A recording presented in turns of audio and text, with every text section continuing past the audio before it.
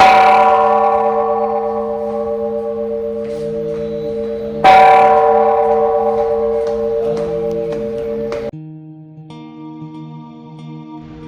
இடம் வியட்நாமுக்கு டூர் வர யாரையும் வந்து இந்த இடத்துக்கு டூரிஸ்ட் ஏஜென்சிஸ் பெரும்பாலும் கூட்டிட்டு வர மாட்டாங்க. ஆனால் வியட்நாமுடைய வரலாற்றுல மிக முக்கியமான இடம். தமிழ்நாட்டில் கீழவெண்மணியில் 1968 ஒரு 44 பேர் ஒரே குடிசையில் வைத்து கோபாலகிருஷ்ணன் நாயுடுவால் படுகொலை செய்யப்பட்ட அந்த நாளை இன்றைக்கு தமிழ்நாட்டில் இருக்கக்கூடிய இடதுசாரி முற்போக்கு அமைப்புகள் அது கொளுத்தப்பட்ட டிசம்பர் 25 அந்த மக்களுக்கு 44 பேருக்கு அஞ்சலி செலுத்துவதற்காக ஒவ்வொரு ஆண்டும் வருகிறார்கள். ஆனால் வியட்நாமுடைய போரில் ஏறக்குறைய அதே 1968 500க்கும் மேற்பட்ட சாமானிய பொதுமக்களை, பெண்களை, குழந்தைகளை, வயதானவர்களை ஒரே இடத்தில் வைத்து அமெரிக்க இராணுவம் ஈவு இரக்கமில்லாமல் கொலை செய்த ஒரு இடம்தான் இந்த இடம். இந்த இடத்துக்கு வந்து பேர் மைலாய் என்று பேர். அவங்க வந்து அதை சான்மாய் அப்படின்னு சொல்றாங்க. இந்த இடம் ஏறக்குறைய டனாங் அப்படிங்கிற ஒரு முக்கியமான ஸ்பாட்ல இருந்து ஒரு 150 மைல் தொலைவில் இருக்கு. ஆனா நம்ம டனாங்க்கு பதிலாக சூலாய் அப்படின்னு அதுக்கு முன்னாடி ஒரு ஏர்போர்ட் இருக்கு. அந்த ஏர்போர்ட்ல இருந்து நம்ம வந்தோம்னா ஒரு 50 கிலோமீட்டர்லயே வந்தோம்னா இந்த ஒரு சின்ன கிராமம், இது பெரிய நகரம் கிடையாது. இந்த கிராமத்துக்குள்ள இந்த மக்களுடைய இழப்பு தான் வியட்நாம் போர் நிறுத்துறதுல ஒரு முக்கியமான இடமா இருந்துச்சு. அதனால இந்த அரசாங்கம் போர் முடிவுக்கு வந்ததுக்கு அப்புறம் இந்த இடத்த ஒரு நினைவு சின்னமா உருவாக்கியிருக்காங்க. அவ்வளவு பேருக்கு சேர்த்து ஒரு நினைவு சின்னமா இந்த இடம் இருக்கு. நம்ம அப்படியே உள்ள போய் இது குறித்து விரிவா பார்க்கலாம். எவ்வளவு ஒரு அவங்க ஒரு உணர்ச்சி பூர்வமா இந்த இடத்த பாதுகாக்கிறாங்க அப்படின்னு பார்த்தாலே தெரியும். என்ன ஒண்ணா எந்த சுற்றுலா ஏஜென்சி இதனுடைய வரலாறு தெரிஞ்சு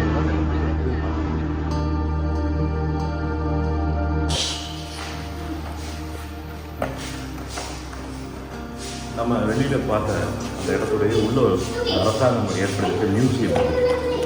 மியூசியத்தில் ஏறக்குறைய 54 பேர் வந்து கொலை செய்யப்பட்டதுக்கான அவங்களுடைய பெயர், அவங்களுடைய வயது, அவங்க எந்த பகுதியை சேர்ந்தவங்க அப்படிங்கிற எல்லா குறிப்புகளும் இதை நீங்கள் பார்த்தீங்கன்னா தெரியும்.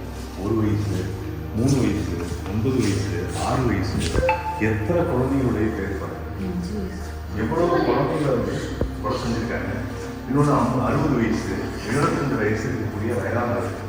இவ்வளவு குழந்தைகளையும், இவ்வளவு வயதானவர்களையும், இவ்வளவு பெண்களையும் வந்து கொலை செஞ்சு முடிச்ச ஒரு இடம் வந்து ஏதாவது வெளியில தெரியாமல் இருந்துச்சு. இடம் மார்ச் 16, 1968. இங்கே ஒரு ஃபோட்டோ வச்சுருக்காங்க. இந்த இடம் வந்து இந்த கிராமம் 1968 மார்ச்சுக்கு முன்னாடி எவ்வளோ அமைதியாக இருந்துச்சுன்னு ஒரே நாளில் அந்த அமெரிக்க இராணுவம் வந்து இறங்கினதுக்கு அப்புறம் அது நடந்தது. இன்னும் சொல்லப்போனால் அவங்க அந்த டைம் 7 மணின்னு வச்சுருக்கிறது. 7 மணிக்கு அவங்க அந்த இறங்கினதுக்கான அந்த டயத்தை தான் அவங்க வச்சுருக்காங்க. 504 பேர் வந்து கொலை செய்யப்பட்டிருக்காங்க. அதில் வந்து 4 மணி நேரத்தில் இது நடந்திருக்கு. 4 மணி நேரத்தில் எவ்வளவு பேர் இறந்துருக்காங்கன்னா 173 குழந்தைங்க, 60 பேர் வந்து வயதானவர்கள், 182 பேர் வந்து பெண்கள், 89 வயது வந்து 89 பேர் ஒரு நடுத்தர வயது ஆண்கள். இவ்வளவு பேர் ஒரே இடத்துல குழந்தைங்க 173 குழந்தைங்க இறந்துருக்காங்க. இதில் அதிகமாக இறந்தது அப்படின்னு பார்த்தா பெண்கள் 182, குழந்தைகள் வந்து 173 இறந்துருக்காங்க. இந்த மஞ்சள் கலர் ஆரோ மார்க் எல்லாமே வந்து அமெரிக்க அந்த படைகள் வந்து இறங்கின இடம், ஹெலிகாப்டர்ஸ் வந்து இறங்கின இடம். அந்த சிகப்பு கலரில் இருக்கிறது எல்லாமே அந்த படுகொலைகள் நடைபெற்ற இடம். குடிசைகள் கொளுத்தப்பட்டு மக்கள் அப்புறம் மொத்தமாக வந்து இங்கே மக்களை வச்சு கொலை செஞ்ச இடம் வந்து இந்த பச்சை கலரில் இருக்கு இல்லையா, அங்கே மொத்தமாக அவங்கள வச்சு எரிச்ச இடம். அதாவது ஒரே குடிசையில் வந்து அதிகப்படியான மக்களை வந்து கொளுத்துனது ஒரு குடிசை இருக்குது. அது வந்து கருப்பு நிறத்தில் வந்து குறிப்பிடப்பட்டிருக்கு. இதுதான் இந்த அவ்வளோ சின்ன ஏரியா. சுற்றி இவங்க வந்து வரணும் அப்படின்னா யாரும் அவங்களை வந்து பார்க்க மாட்டாங்க. கிட்டத்தட்ட அந்த பின்னாடி எரிஞ்சிக்கிட்டு இருப்பாங்க. அது மாதிரியான ஒரு இடம் வந்து இந்த அரசாங்கம் வந்து இதற்கு ஒரு நினைவு சின்னத்தை எழுப்பியிருக்காங்க. உண்மையிலேயே அந்த இந்த மக்களுக்கான இருக்கக்கூடிய நினைவு சின்னங்கள் பூர்வமாகவும் இந்த இடத்த வந்து ஏற்பாடு செஞ்சிருக்காங்க அப்படின்னு சொல்லலாம்.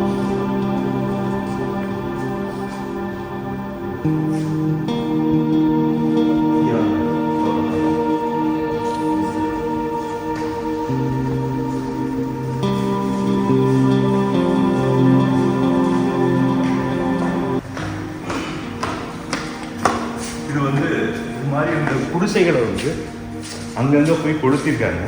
இராணுவமே போய் நேரடியாக போய் கொளுத்திருக்காங்க. இவ்வளவு அழகான கிராமம் அது. அங்கங்கே குடிசைகளோடு இருக்கக்கூடிய ஒரு கிராமம். இந்த கிராமத்துக்குள்ள அமெரிக்காவுடைய இராணுவ விமானங்கள் உள்ள வந்து மிஷின் கன்ஸை வந்து வச்சு சுட்டாங்கன்னா எப்படி இருந்திருக்கும்? இந்த மிஷின் கன்ஸ், சுடப்பட்ட மிஷின் கன்ஸ் அங்கே இருக்கு பாருங்க. அதாவது கண்டினியூஸ் புல்லெட்டு, தொடர்ச்சியாக அந்த புல்லட்ஸ் வந்து அடித்து எதுவுமே செய்ய முடியாத ஒரு நிலைமைக்கு கொண்டு போய் இருக்காங்க. இப்படி தான் அது வந்து இறங்குனுச்சு. இந்த கிராமங்களுக்குள்ள இப்படி வந்து ஹெலிகாப்டர்ஸ், இவ்வளோ ஹெலிகாப்டர்ஸ் வந்து இறங்கியிருந்தா எப்படி வந்திருக்கும்? இந்த மக்கள் எவ்வளோ அதிர்ச்சிக்குள்ளாக இருப்பாங்க. இவ்வளோ கொடூரமான ஆயுதங்களை வந்து இந்த கிராமத்தில் வந்து போட்டிருக்காங்க. இதில் யாருமே அவங்க உள்ள வியட்நாம் போராளிகள் இருக்காங்க அப்படின்னு உள்ள பூந்து சாதாரண பொதுமக்களை கொண்டு குவிச்சது தான் அந்த இடத்துடைய ரொம்ப மோசமான விளைவு அப்படின்னு சொல்லுவாங்க.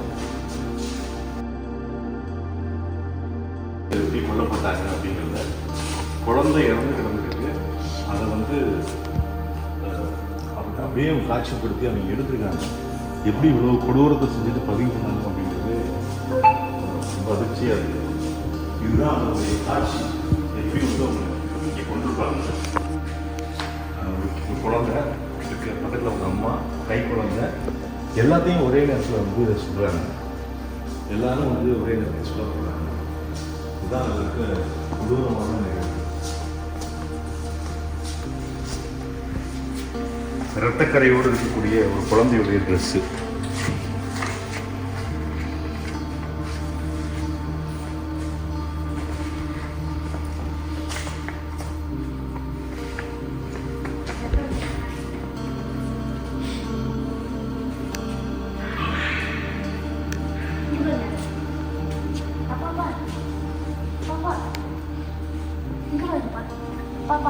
இதில் தான் 72 வயசால வந்து வெட்டி உள்ள தூக்கி போட்டிருக்காங்க. மக்கள் குடிதண்ணிக்காக பயன்படுத்தின ஒரு இடத்த அவங்க அதை கூட அதனுடைய உயிரோட்டமாக பதிவு பண்ணியிருக்காங்க. சுட்டு உள்ள ஒரு ஆளை போட்டிருக்காங்க.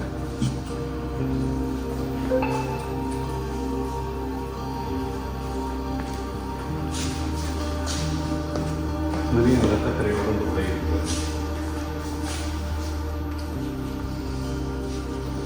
இவங்க எல்லாம் தான் வியட்நாம் போராளிகளா?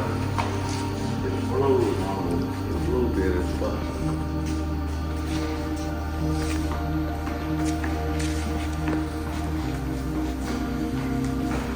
அநேகமாக இந்த மக்கள் சாதாரணமான வேலை செய்யக்கூடிய ஆட்கள், சின்ன சின்ன பட்டிக்ஸ் மாதிரியான வேலைகள் செய்கிற மக்கள் தான்.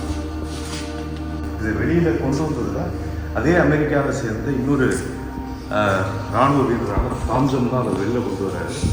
அவருடைய இது அமெரிக்காவில் கொடூரமான அமெரிக்காவுடைய மனதோடு இருக்கக்கூடிய இராணுவம் செய்திருந்தாலும் அதுக்குள்ளேயே மனிதாபிமானத்தோடு இருக்கக்கூடிய ஒருத்தர் தான் இந்த படுகொலையை வெளியில் கொண்டு வந்தார். அவர் தான் வாரண்ட் ஆஃபீஸர் ஹியூ தாம்சன். இந்த தாம்சன் தான் வந்து பல உயிர்களை காப்பாற்றினது மட்டும் இல்லாமல் இந்த சம்பவத்தை எதிர்த்து ஒரு இராணுவ அதிகாரி, அமெரிக்க இராணுவ அதிகாரி, இந்த சம்பவத்தை எதிர்த்து அமெரிக்கா அரசுகிட்டேயே இந்த விஷயத்தை வந்து வெளிப்படுத்தி அமெரிக்க மக்கள்கிட்ட அதனுடைய விஷயங்களை வெளிப்படுத்தினாங்க. இன்றைக்கும் வந்து ஒரு அமெரிக்காவில் மதிக்கப்படுற ஒரு தலைவராக இருக்கார். ரொம்ப ஒரு உணர்ச்சிகரமான சில சம்பவங்கள் நடந்துச்சு. தாம்சன் காப்பாற்றின குழந்தைகள், தாம்சன் காப்பாற்றின பெண்கள் எல்லாம் ஒரு 30 வருஷம் கழிச்சு அவர் திருப்பியும் 68 நடக்குது. 98 அதே இடத்துக்கு அவர் வராது. வரும்போது அன்னைக்கு 12 வயசுல இருந்த ஒரு குழந்தை வந்து 42 வயசுல இவரை வந்து சந்திக்கிறாங்க. அன்னைக்கு 43 வயசுல இருந்த ஒரு அம்மா 73 வயசுல இவர் வந்து பார்க்குறாங்க. அவ்வளவு சந்தோஷமா அவங்க வந்து தாம்சனை பார்க்கும்போது, தாம்சன் ஒரு அமெரிக்கர் தான், ஆனால் அந்த அமெரிக்கரை வந்து அவ்வளவு சந்தோஷமா அவங்க வந்து கட்டி பிடிச்சி அவர் தங்களுடைய அன்பை வெளிப்படுத்துறது உண்மையிலேயே உணர்ச்சிகரமான ஒரு காணொலியாக இருக்கும். யூடியூப்ல கூட இருக்கு, தொடர்ந்து பார்க்கலாம். கொடூரத்துக்கு எதிராக வீதியில் அமெரிக்க மக்கள் அமெரிக்க இராணுவத்துக்கு எதிராகவே போராடின ஒரு முக்கியமானது.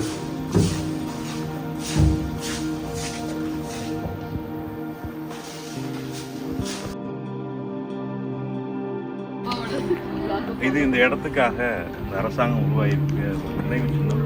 இது நல்லா நமக்கு தெரியும். ஒரு வயதான ஒருத்தரை ஒரு பெண்மணி மடியில் சுமந்திருக்காங்க, குண்டடிப்பட்டவரை.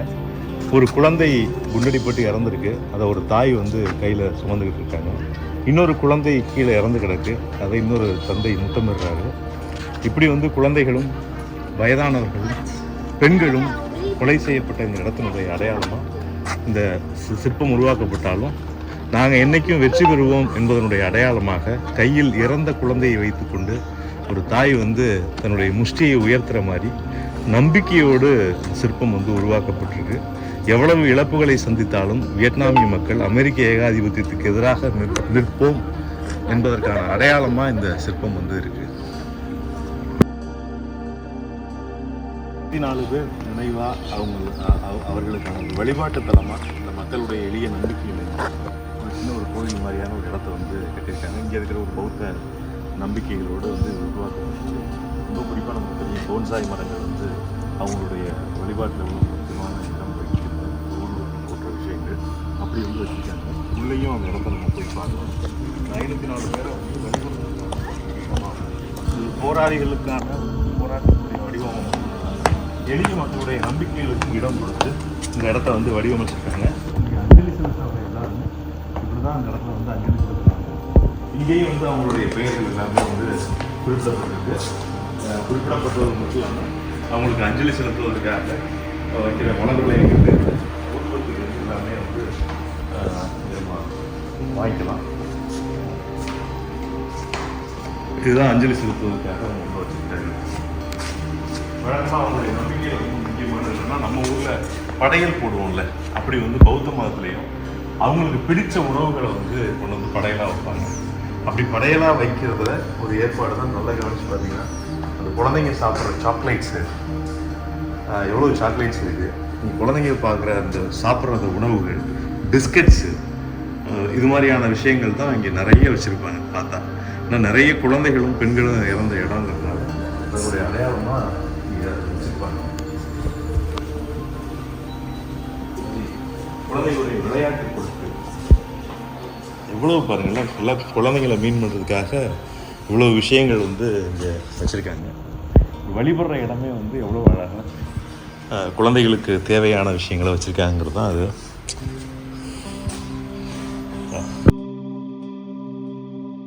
ஒரு குடிசை இருந்த இடம் அது.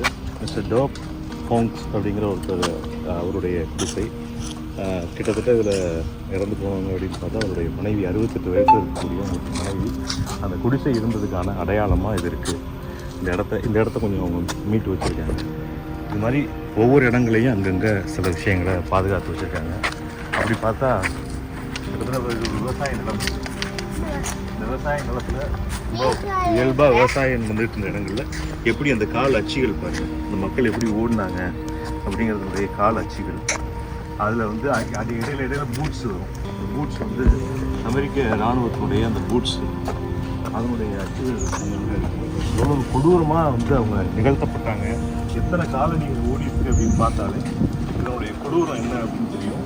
இதை வந்து கிட்டத்தட்ட அது வரப்பு தான், வயலுடைய ஒரு வரப்பு. அந்த பகுதியை வந்து அப்படியே நகலெடுத்து வச்சுருக்காங்க.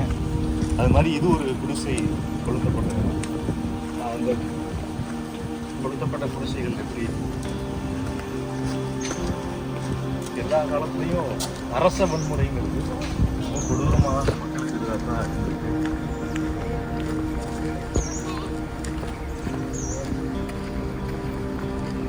இது new grand guys family restored after being burned down by US soldier. அங்கே ஒரு வீடு அது மாதிரி கொளுத்தப்பட்டது. ஒவ்வொரு இடமும்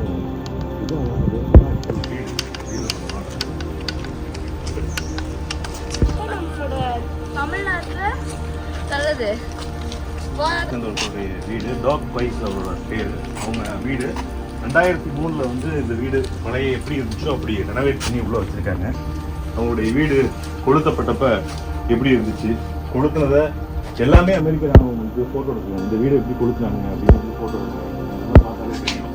அவங்களுடைய கட்டில் உள்ள அவங்களுடைய உடைகள், அவங்க மாட்டியிருந்த இரத்தக்கரையோடு இருக்கக்கூடிய அந்த பின்னாடி இருக்கக்கூடிய அந்த உடைகள். சின்ன வீடு, இந்த வீட்டை வந்து எப்படி கொடுத்திருக்காங்க அப்படின்னு பார்த்தா நமக்கு தெரியும். இவ்வாறு குழந்தை வந்து இந்த வீட்டில் சமைச்சுக்கிட்டு இருக்கும்போது அவங்க அம்மா கிட்ட நிற்கிறா. இப்படிதான் இந்த வீட்டை கொடுத்திருக்காங்க.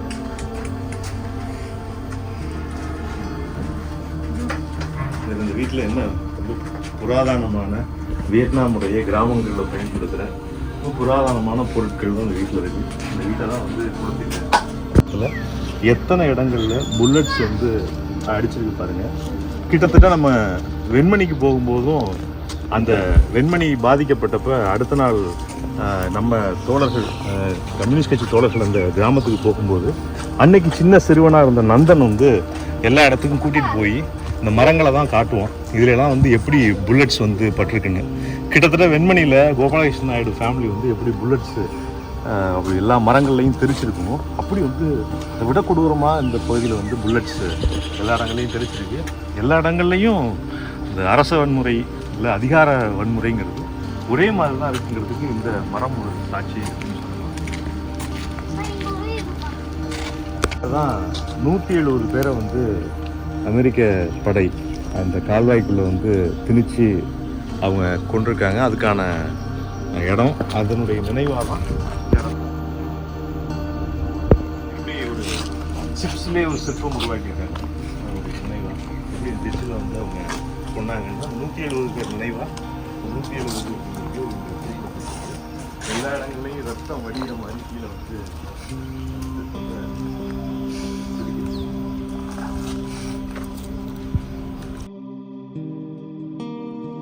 The Palladium stayed here used to be a village of 18 family.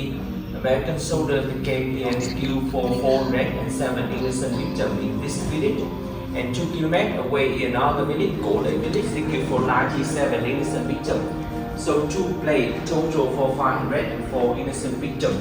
There were 182 women, 17 pregnant women close to the due date, 173 children, 56 under the 5 months. 60 elderly and 89 middle age.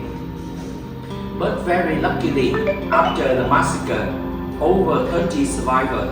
They survived not the mercy of American soldiers. They survived because they were very scary, defending and they hiding under the body of the family member who was shielding and protecting for them.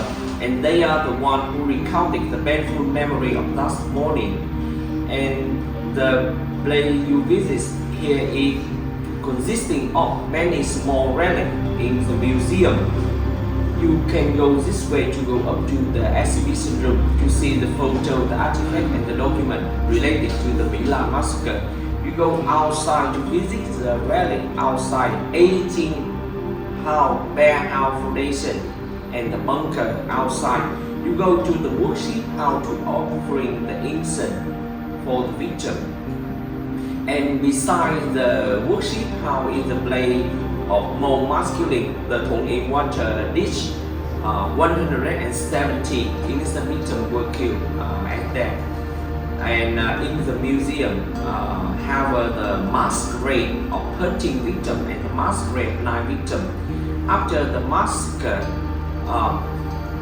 when the massacre happened in the morning of 16 March 1968, and in the afternoon the village come back to this village. They buried over 90 masquerade. The masquerade of 75 victims, the masquerade of 50 victims, the masquerade of 32 victims in this village, and the masquerade of 13 and 9 victims in the museum.